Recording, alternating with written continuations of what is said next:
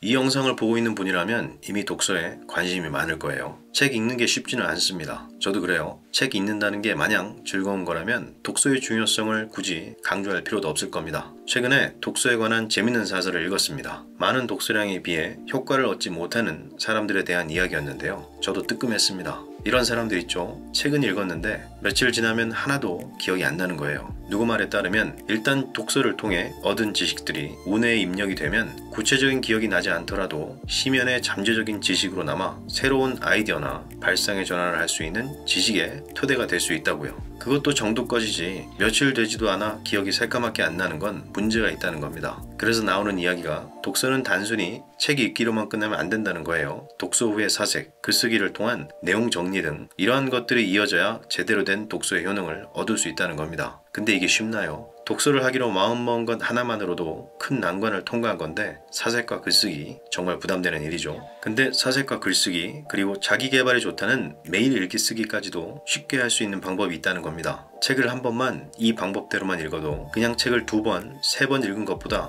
더 많은 지식을 습득할 수 있다는 거죠. 놀랍지 않나요? 바로 오늘 그 방법에 대해 이야기해 보겠습니다. 안녕하세요. 오늘 소개해드릴 책은 김익환 교수님이 쓴 거인의 노트입니다. 노트라는 말이 나오니 뭔가 부담이 되지 않나요? 우리는 쓰는 것에 큰 부담을 느낍니다. 자기 개발에 좋다는 그 쉬운 매일 일기 쓰기도 우리는 제대로 실천을 못하죠. 대부분의 사람들이 하는 변명은 매일 하는 게 똑같은데 일기를 통해 쓸 말이 없다는 겁니다. 독후감은 더 말할 필요도 없겠죠. 책의 저자 김익환 교수님이 말하는 노트의 핵심은 많이 쓰지 말라는 겁니다. 쓰고 나서 어차피 다시 안 본다는 거예요. 물론 깨알같이 써내려고 한 노트를 다시 보게 되면 좋겠지만 책 저자가 말하는 노트는 그 자체만으로도 효과를 얻을 수 있습니다. 이러한 방식으로 작성한 메모는 간결하기 때문에 부담 없이 다시 읽을 수 있게 된다는 겁니다. 저자가 말하는 노트 활용 핵심 방법은 2가지입니다. 첫 번째, 많이 쓰지 마라입니다. 책을 읽을 때 가장 비효율적으로 읽는 방법은 생각을 하지 않고 읽는 겁니다. 그냥 문자를 집어삼키는 거죠. 동일한 책을 며칠에 걸쳐 독서를 할 경우 초반에 읽었던 부분이 기억이 안 나는 거예요. 후반부 내용과 이어지지 않는 건 당연하겠죠. 맥락이 이해되지 않으니 다시 처음부터 읽는 경우도 생긴다는 겁니다. 그나마 이건 양반이죠. 중간에 포기하거나 아니면 그냥 완독한다는 욕심으로 이해가 안 됨에도 꾸역꾸역 끝까지 읽어나가는 겁니다. 물론 책을 읽었다고 모든 걸 다 기억할 수는 없겠죠. 하지만 기본적으로 읽었던 책이라면 맥락과 스토리는 기억해야 된다는 겁니다. 그래야 우리들의 지식의 토대가 될 수 있는 거죠.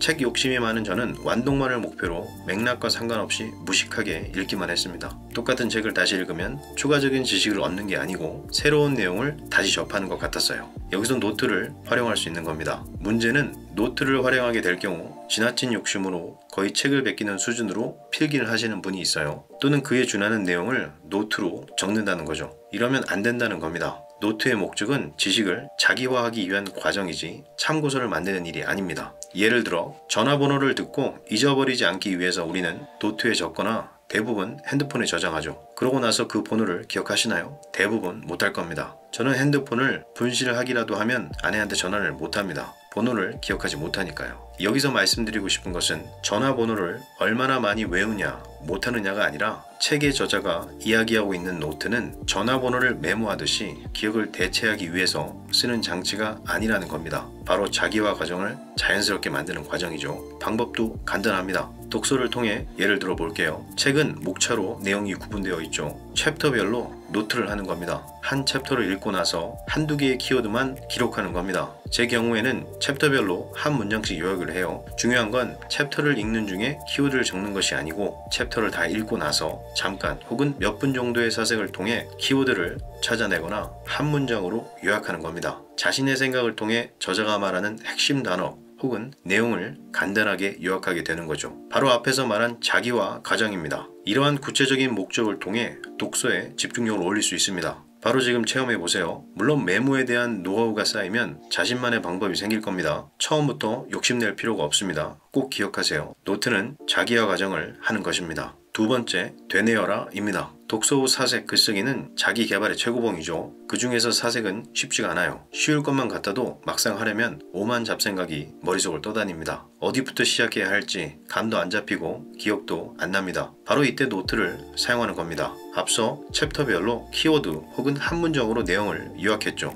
이제 그 챕터별로 기록한 내용을 보면서 기억을 더듬는 거예요. 체화된 내용을 바탕으로 정리된 노트이기 때문에 내용의 맥락을 어렵지 않게 다시 유추해낼 수 있습니다. 바로 되뇌이는 과정을 통해 자기화 과정을 완성시키는 겁니다. 우리는 독서를 할 때 책의 모든 내용과 단어 하나하나를 다 기억할 필요는 없습니다. 바로 노트와 되뇌임 단계를 통해 가장 중요한 것이 무엇인지 자연스럽게 자신의 지식으로 만들어내는 겁니다. 이러한 과정은 더 많은 내용들이 우리의 기억 속에 각인되도록 돕습니다. 바로 생각하는 힘을 키우는 것이죠. 딱 한두 권의 책만 이렇게 해보세요. 이전과 비교해서 확실한 차이를 느낄 수 있을 겁니다. 오늘 소개해드린 내용은 이 책의 극히 일부의 내용입니다. 이마저도 저의 지식을 얹어서 저만의 방법으로 설명해드린 것이죠. 책의 저자가 말하고 싶은 내용은 단순히 독서에만 국한되지 않습니다. 일상생활 전체를 기록하는 방법을 통해 삶의 자유를 얻는다는 데 있습니다. 저자가 말하는 기록한다는 것은 어지럽혀진 방을 깔끔하게 정리해 언제고 자유롭게 활동할 수 있는 나만의